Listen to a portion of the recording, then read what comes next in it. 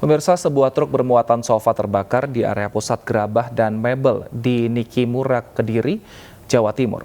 Diduga kebakaran terjadi akibat korsleting listrik.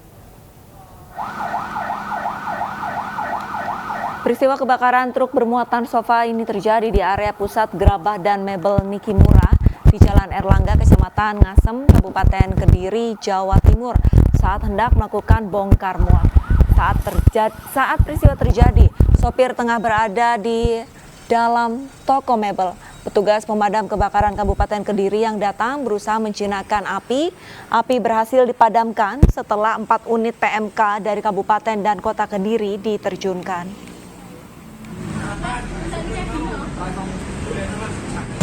Dari kontainer truk. Terus ini yang terbakar apa ini, Pak? Yang terbakar sofa, muatan sofa. Oh, truknya gimana, Pak? Truknya juga kebakar. Gimana? Truknya juga kebakar. Serah terima jabatan Panglima TNI dari Jenderal TNI Andika Perkasa kepada Laksamana TNI Yudo Margono di Mabes TNI Cilangkap, Jakarta pada kemarin ini berlangsung secara hikmat dan penuh haru.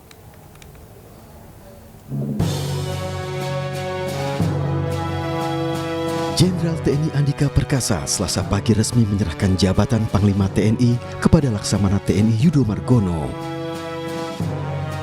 Upacara serah terima digelar di Markas Besar TNI di Cilangkap, Jakarta Timur. Penyerahan simbolis bendera Tri Dharma Eka Karma sebagai lambang komando TNI bermakna pengabdian 3 matra dalam 1 jiwa, tekad dan semangat perjuangan TNI. Intinya sesuai kemarin yang sudah saya sampaikan di dalam press release pada rekan media semuanya, tentunya saya akan konsisten untuk melanjutkan program-program maupun pembangunan yang sudah dilaksanakan oleh Jenderal Andika Perkasa dan nanti menjadi program saya ke depan. Perasaan saya merasa lega, saya menyudahi dinas aktif saya di TNI sejauh saya berusaha. Penilaian itu bukan punya saya, itu punya setiap orang untuk menilai. Yang penting saya bersama istri dan keluarga saya sudah menyelesaikan tugas saya sampai dengan akhir. Selain dihadiri Kepala Staf Angkatan, jajaran pejabat dan perwira tinggi TNI, acara sertijab juga dihadiri Menko Polhukam Mahfud MD, Menteri Prabowo Subianto, dan anggota DPR. Satu kata untuk Panglima yang baru. Selamat bertugas. Siap. Terima kasih. Suasana haru menyelimuti saat berlangsungnya tradisi melepas Panglima lama. Panglima baru didampingi Kepala Staf Angkatan dan jajaran pejabat mengantar Jenderal Andika dan keluarga meninggalkan gerbang Mabes TNI. Setelah itu, dilanjutkan tradisi penyambutan Panglima baru Laksamana Yudo Margono oleh jajaran prajurit TNI lengkap dengan kendaraan tempur yang berjajar di sepanjang Boulevard Mabes TNI.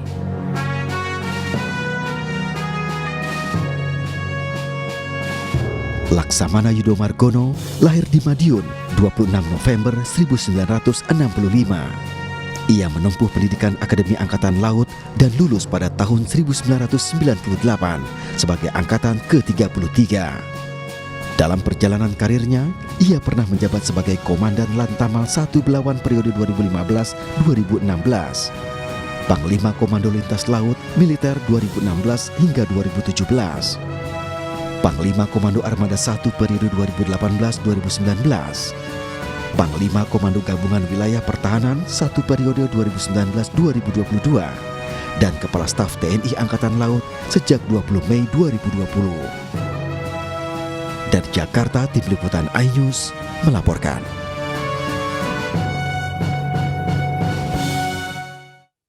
Menghitung hari menuju pensiun, Jenderal Andika Perkasa mengaku telah menyiapkan sejumlah rencana. Tanda tanya publik, akankah sang jenderal menuju istana ini menggema seiring nyaring namanya yang mengemuka dalam bursa Capres-Cawapres 2024. Dan berikut wawancara eksklusif Aiman Wicaksono dengan Jenderal Andika Perkasa.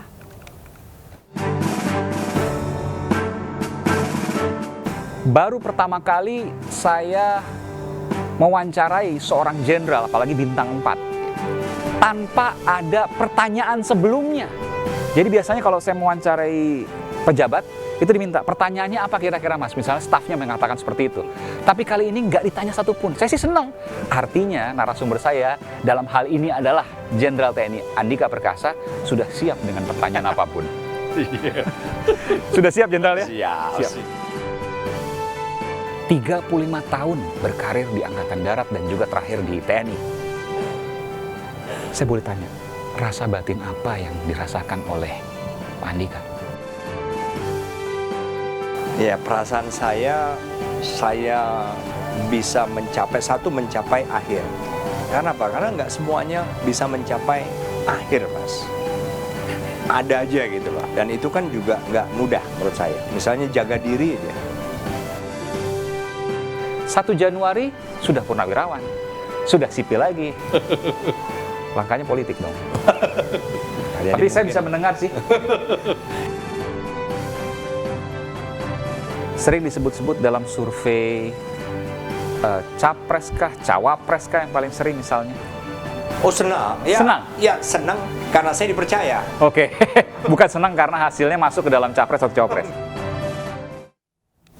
Polri mengizinkan Piala AFF 2022 yang akan digelar di Stadion Utama Gelora Bung Karno dihadiri penonton. Indonesia akan kembali usai jeda dengan informasi selengkapnya, tetap bersama kami.